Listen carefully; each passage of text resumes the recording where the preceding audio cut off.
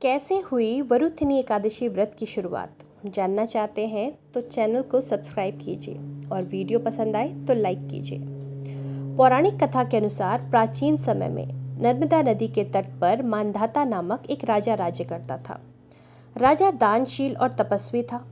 एक बार वह जंगल में तपस्या कर रहा था कि तभी वहाँ एक भालू आ गया और राजा के पैर पर हमला कर दिया। लेकिन इसके बावजूद राजा अपनी तपस्या में लीन थे। भालू राजा का पैर चबाते चबाते उसे घसीटता हुआ जंगल ले गया। इसके बाद राजा को घबराहट हुई। उन्होंने भगवान विष्णु से मदद मांगते हुए प्रार्थना की।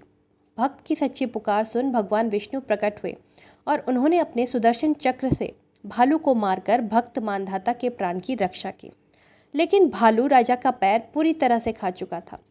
राजा को दुखी देख श्री हरि ने उससे कहा कि तुम मथुरा जाओ और वैशाख माह की वरुथिनी एकादशी का व्रत रखो। व्रत रखकर तुम मेरे वाराह अवतार की पूजा करना। इसके बाद तुम्हारे जिस अंग को भालू ने खाया है वो वापस आ जाएगा। साथ ही भगवान विष्णु ने राजा को यह भी बताया कि भालू ने तुम्हारे जिस अंग को काटा है वो तुम्हारे पिछले जन्म का पाप। इसके बाद राजा मानधाता ने मथुरा जाकर वैशाख माह की वरुथिनी एकादशी का व्रत किया। व्रत के प्रभाव से फिर से उसके अंग वापस आ गए। इतना ही नहीं, मृत्यु के बाद राजा को स्वर्ग लोक की प्राप्ति भी हुई।